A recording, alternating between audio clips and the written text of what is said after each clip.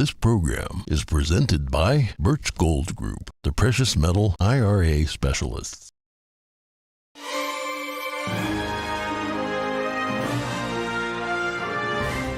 Good morning. In today's headlines, former Chinese Communist Party leader Jiang Zemin has died at age 96. Jiang is credited with single-handedly starting the persecution of Falun Gong in China. Protests against the Chinese Communist regime and its COVID-19 policies continue. We have coverage from yesterday's demonstrations across North America. DeSantis has a warning for Apple in the ongoing Twitter saga. He advises the tech giant against an abuse of power and also calls out the Chinese Communist Party. Hackers are exploiting a popular TikTok challenge to get personal financial information. A new scam uses malware to defraud users. We have the details.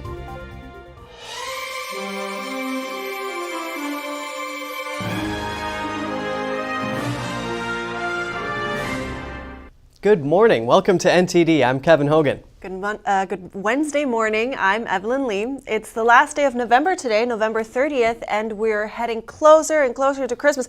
Today is the Rockefeller tree lighting. Are you watching? Oh, I really want to go, but that's past my bedtime. Well, you got a point there. You're right. Perks of working for the morning program, right? Yep. But before that, we have some breaking news coming out of China. And that's former Chinese Communist Party leader Jiang Zemin is dead. Chinese state media say he passed away Wednesday afternoon in Shanghai, and he was 96. Jiang Zemin was the communist regime's top leader from 1993 to 2003. He was elected by Deng Xiaoping after the Tiananmen Square massacre. He died from leukemia and multiple organ failure. Jiang is considered responsible for single-handedly launching one of the most brutal persecutions against a faith group in modern times. That's for his lead role in starting the persecution against Falun Gong in 1999. In the 23 years since, human rights organizations have reported that tens of millions of Falun Gong practitioners in China have been subject to mass surveillance, arbitrary imprisonment, forced labor, torture, and organ harvesting. The persecution is ongoing. And the Department of Defense has released its annual report on the power of China's military. The report says the Chinese Communist Party could have more than 1,500 nuclear warheads by 2035. NTD's Jason Perry has the story. The new Department of Defense report breaks down the Chinese Communist Party's military and security strategy. The report names the CCP as the biggest threat to the U.S. and to the free and open international system. One area in particular is the Taiwan Strait, which is the body of water between Taiwan and mainland China. Earlier on Tuesday, the CCP said it organized its naval and air forces to drive away a U.S. guided missile cruiser, claiming that the U.S. ship had no right to be there. Pentagon spokesperson General Pat Ryder said the claims were false and that the CCP is trying to establish a new normal. Whereas U.S. and international ships and planes have operated in international airspace or in international waterways for decades, and then suddenly changing and saying, no, this belongs to us, and now you're violating our sovereignty. Again, it's trying to change the narrative, change the status quo, and in fact, fabricate a situation that previously all would agree did not exist. And so again, this is why it's important that we will continue to sail, operate, and fly in those areas. The report says China currently has 400 nuclear warheads, and the communist country will likely have 1,500 nukes by 2035. America currently has about 3,700 nuclear warheads, with about 1,700 currently deployed outside of the United States, according to the Stockholm International Peace Research Institute think tank. The U.S. chairman of the Joint Chiefs of Staff, General Mark Milley, says the CCP wants to be the #1 power in the world by 2049. He explained that there are lots of lessons learned from the war in Ukraine. And one of the things people are learning is that war on paper is a whole lot different than real war. And when blood is spilled and people die and real tanks are being blown up, things are a little bit different. There's a lot of friction and fog and death in combat. And for someone who has, for a military that hasn't fought in combat since fighting the Vietnamese in 1979, they would be playing, a very, very dangerous game to cross the straits and invade the island of Taiwan. The Pentagon's report can be found at defense.gov. Jason Perry, NTD News. We have more updates on the mass protests unfolding in China. Chinese police have begun to track down protesters and increase their presence in order to curb the protests. According to reports, Chinese police have started targeting people who took part in the mass protests against the regime's COVID-19 policies this past weekend. 2 protesters told Reuters that Beijing police contacted them and asked them to report to a police station on Tuesday. A student also said their college asked them if they had been in an area where a protest happened and were asked to provide a written account. A woman in Beijing told AFP that she and 5 of her friends were contacted by the city's police asking whether they attended the protests. At least 10 universities, including ones in Beijing, have sent students home. Tsinghua University in Beijing also closed some student dorms. The schools say this is to protect students from COVID-19, but many speculate the measure is also meant to prevent further protests on campus. On Monday and Tuesday, police officers patrolled streets in Beijing, Shanghai, and other Chinese cities to prevent further protests. At the same time, demonstrations against the Chinese Communist Party and its lockdown measures continue. While the regime in China tries to stamp them out, many in North America are feeling the need to publicly show support. Here is NTD's Jeremy Sandberg with the details. After 3 years of lockdowns in China, people have had enough. Locals and expats in Toronto, Canada protested Tuesday against the communist regime and its extreme COVID-19 policies. One protester suggested it could be the beginning of something bigger. We do not only oppose to zero COVID policy, also we oppose to the non-democracy regime. We want to change the regime to democracy. Protests spread across China after Urumqi residents died in a high-rise apartment fire in Xinjiang province. Firefighters were unable to put the flames out because of COVID-19 blockades and locks around the compound. This demonstrator says he was moved by the bravery of protesters in mainland China. He pointed out the risks and horrible circumstances they face for coming out. They've been captured, they've been tortured, they've been beaten, and they've been treated inhuman. So it should not be tolerated. The Chinese Communist Party, or CCP, is already trying to crush the protests in China. Chinese state media reported that officials have been told to resolutely crack down on illegal and criminal acts that disrupt social order. Security is being stepped up at possible protest sites. Police are randomly searching some people's phones for forbidden apps. Protest slogans and symbols are being censored on social media. And suspected protesters are even being visited at their homes by officials and warned against taking part in any illegal activities. In the United States, demonstrations of solidarity are popping up across the nation. Students at Harvard University in Cambridge, Massachusetts gathered on Tuesday to speak out. Many held up blank pieces of paper, which have become a symbolic expression for those in mainland China. Student gatherings also took place in Chicago, New York City, and Philadelphia Tuesday. In Chicago, a group stood across the street from the Chinese consulate. This Chicago area protester is afraid to show her face, even though she is outside China. She is a sophomore, but would not give her name or which school she attends. She fears repercussions for speaking out. She says it's her duty to show support. I think it's just incredibly brave for every single Chinese inside of China to be doing the protest. I think we should as Chinese citizens outside of China, we should follow up to them. And that although she wants to remain positive and take this chance to support those in China, she's pessimistic about how the protests will turn out. People go on the street millions, and then the CCP just didn't listen. But at least I think we should do whatever we can do, before the protests get cracked down, before our mouths get shut. We at least have to do something to show them that Chinese people have the courage to protest. A candlelight vigil was held outside the Chinese consulate in New York Tuesday night. I feel I have to come to here because the Chinese people need freedom. I'm here to say that enough is enough, to speak up for my people, as well as the Chinese citizens that can't speak up back home.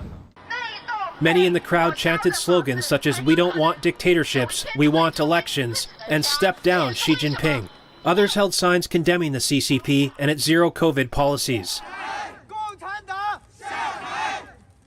In Philadelphia, a similar scene played out. All my friends in China, in Shanghai, in Beijing, in all those Chinese cities, in the universities, they are facing more dangerous to speak out, to speak what they want, to show what they are. I think I feel more admired for them. The mood was somber as people paid their respects to those that died during the lockdowns and in the protests. There were moments of silence and singing. At other times during the night, they chanted slogans and shared laughter. Shows of solidarity are also taking place in other places around the world, like Tokyo, London, and Paris. Jeremy Sandberg, NTD News. Florida Governor Ron DeSantis has warned Apple against removing Twitter from its App Store. He said it would be a raw exercise of monopolistic power and said such a move could merit a response from Congress. He also called out the tech giant for aiding the CCP. NTD's Daniel Monahan has the story. I'm glad things are changing at Twitter. Speaking at a press conference, DeSantis addressed reports that Apple is threatening to remove Twitter from the App Store because Elon Musk is opening it up for free speech. He said many accounts being restored were suspended because people were providing accurate information about COVID that conflicted with so-called experts. And Twitter, the old regime in Twitter, their response was to try to just suffocate the dissent. And Elon Musk knows that's not a winning formula. And DeSantis lambasted Apple for restricting use of its AirDrop feature for users in China. There's reports that Apple is not allowing the protesters to use this AirDrop function where they're trying to communicate. That obviously is providing aid and comfort to the CCP. Apple says they made the changes to AirDrop to stop unwanted file sharing and that they plan to roll out the changes globally. Protests against the CCP COVID-19 lockdowns have spread throughout the country. Don't be a vassal of the CCP on one hand and then use your corporate power in the United States on the other to suffocate Americans and try to suppress their right to express themselves. DeSantis also spoke out on China's zero COVID policy and said that draconian COVID policies need to go to the ash heap of history where they belong. This CCP has a maniacal desire to exert total control over its population. Zero COVID is really just the pretext for them to do what they want to do anyways. Musk spoke to the feud with Apple in a tweet yesterday, writing, quote, "This is a battle for the future of civilization. If free speech is lost even in America, tyranny is all that lies ahead." Apple did not immediately respond to requests for comment. Daniel Monahan, NTD News. French President Emmanuel Macron arrived in the U.S. for an official state visit yesterday. It is Macron's first visit to the White House since President Biden took office.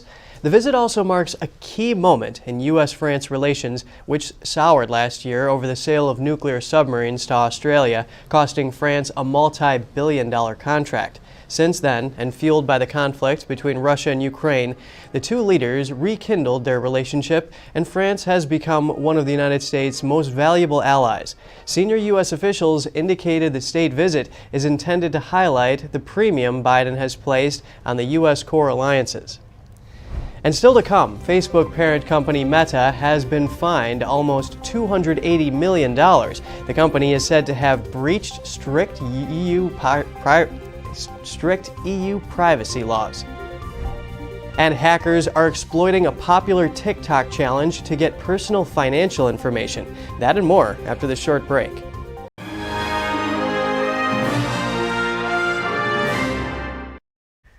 Welcome back. Hackers have found a way to take advantage of a TikTok challenge and users' curiosity. A new scam uses malware disguised as a program to make the invisible visible.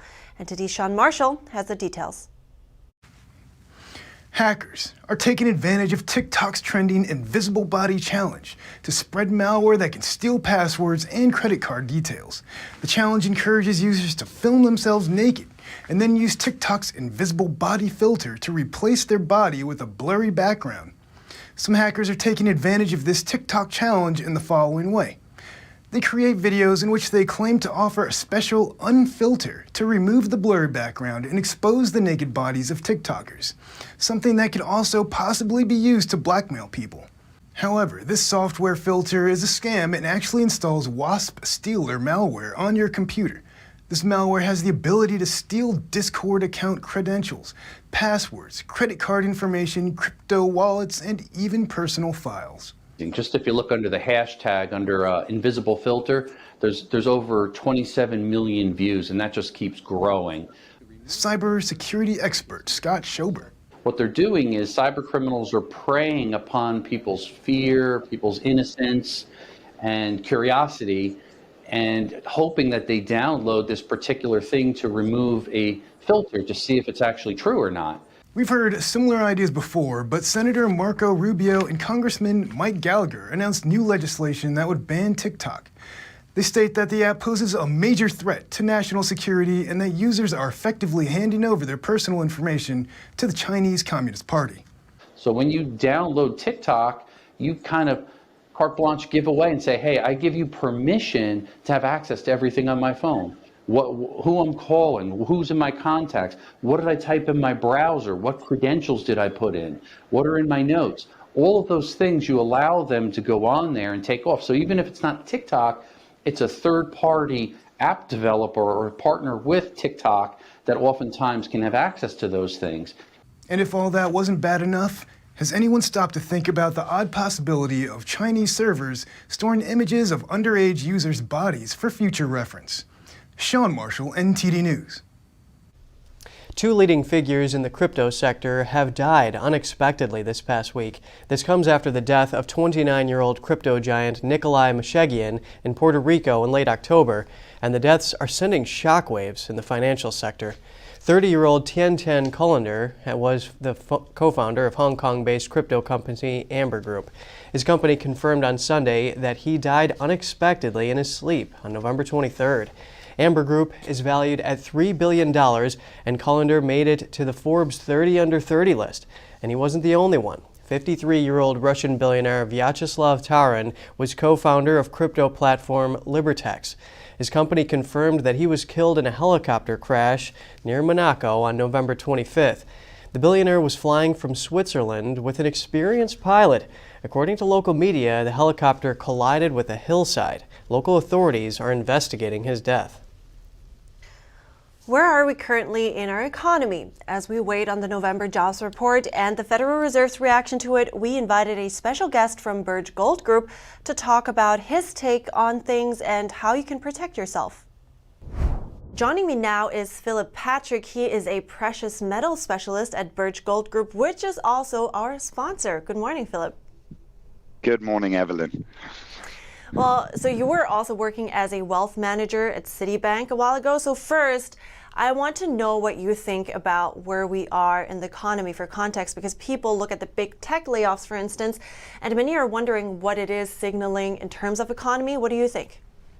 I think what they're doing is they're bracing for upcoming recession. Holiday demand now has fallen significantly, not just for tech and retail companies, but many companies are discussing now tightening their belts. In fact, Bezos came out recently and told people to hold off on major purchases. And to quote him directly, he said, look, if you're an individual thinking about buying a large screen TV, maybe slow that down. Keep the cash, see what happens. And I think he's absolutely right. We've got tough times ahead, and it's time to tighten the belts a little bit. We're seeing a clear pattern. Prices on discretionary spending categories, clothing, jewelry, electronics, mostly lower, while prices on essentials, food, fuel, housing are higher. These are things people will buy regardless of price. In economics, we call it inelastic demand. So what we've seen with prices coming down is more a sign of recession, people changing their spending behaviors, more so than getting a handle on inflation. So I think the Fed has a lot of work to do heading into next year, and that means much higher interest rates. That's an interesting take on that. And so with that, keeping that in mind, how should we protect our savings, and what should we do to weather a recession? Look, it's a tough climate that we're in. Look at the markets right now. There's a lot of risk out there. Price to earning ratios in the equity market still show today a bubble. I think we've got a lot of air to come out of that market. Bonds today losing to inflation, most bonds, right? We've still got low interest rates with high levels of inflation. So bonds are losing buying power. That's where I think precious metals come in. In climates like this, they're very conducive. Inflation drives them up. Market corrections drive them up. So I think everybody needs to be thinking about hedging their exposure heading into next year. And I think precious metals are one of the only and certainly the most effective ways to do it in today's climate. Because gold prices have been declining since March, and then there is the opportunity cost that people are talking about when it comes to non-yielding assets. So please go into a little bit more detail as of why now is the time to invest. I mean, you're right. We saw a decline in gold prices for about 5 months of this year since March. We've seen recently that backtracking. Gold prices have been shooting up over the last couple of weeks. What this spells to me is an opportunity. So the reason we saw gold prices decline is because of gold's relationship with the dollar. Gold and the dollar have an inverse relationship. So when the dollar goes down, of course, gold goes up. By that same token, when the dollar strengthens, gold goes down. So we've seen a short-term strengthening in the dollar. That's a very consistent pattern. After 2008, when the markets came down, the dollar strengthened temporarily, and then it dropped. Same thing happened in 2000. Now, the reason for that strengthening, twofold. Number one, we're seeing currency markets across the globe getting hit and the dollar's being strengthened by proxy. The other side of things is big downturns in the market, right? What that leads to short term, a lot of people move to treasuries or dollars to hedge. That strengthens the currency. It's typically very short-lived. In 2008, gold dropped initially 30% with the markets, then it went on to more than double in value. So for me, very similar opportunity to that. I think heading into next year, it's going to be a tough ride for the markets, a good opportunity for gold. And as they always say, you buy the dips. And I think we have the opportunity to do that today. I see. Thank you so much, Philip Patrick with Birch Gold Group. I appreciate it. Thank you so much. Thank you. Coming up, the FIFA Soccer World Cup ramps up security as political rivals, U.S. and Iran, faced off in the round of 32. That's when we come back.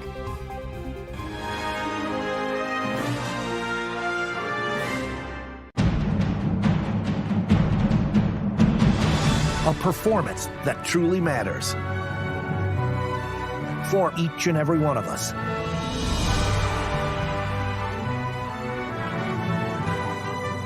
This is what you've been waiting for. See it at least once in your lifetime. Get tickets now at shenyun.com. Communism is evil. Oh, come on. Listen, if you're as tired of the censorship as I am, I've actually got good news for you. Check out epictv.com. It's a brand new censorship-free video platform where you can find not only my show, but other deep documentaries, great programs, and honest movies that bring you the news without all the spin and the fake narratives. So, I'll see you there.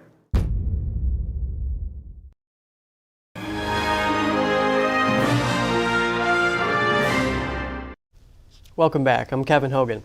The U.S. defeated Iran in their showdown at the FIFA Soccer World Cup on Tuesday.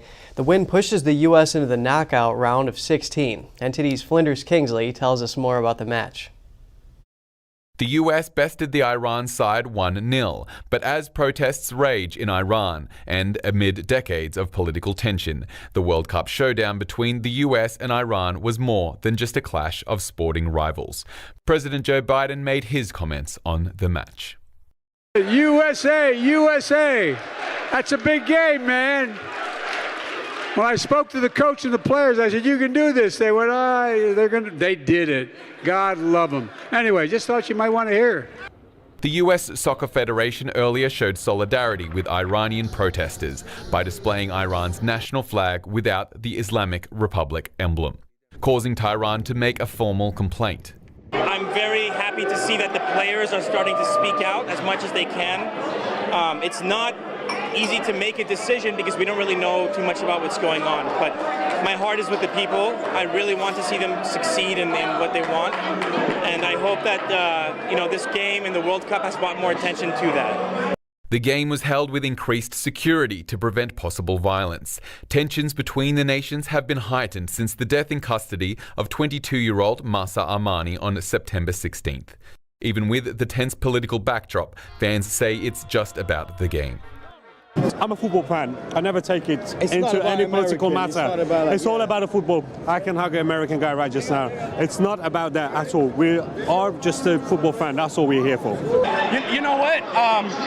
Big physical team. I like the pace of the game. They came out fast. A lot of credit to Iran. They look like they wanted it just as much. Just respect to that opponent all around. England also crushed Wales' hopes of entering the round of 16, defeating them 3-0, and making room for the US to qualify for the knockout round. The US finished in second place in Group B. The knockout round of 16 begins on December 3rd. Flinders Kingsley, NTD News. Yeah. Well, I guess now it's off to the knockout stages. Oh yeah, I think they're playing Netherlands next on Saturday or something. Yeah, but I'm not quite sure. Well, let's see how that plays out. This is where we are ending the program. Write us at goodmorning@ntd.com if you'd like. Thanks for watching. I'm Evelyn Lee. And I'm Kevin Hogan.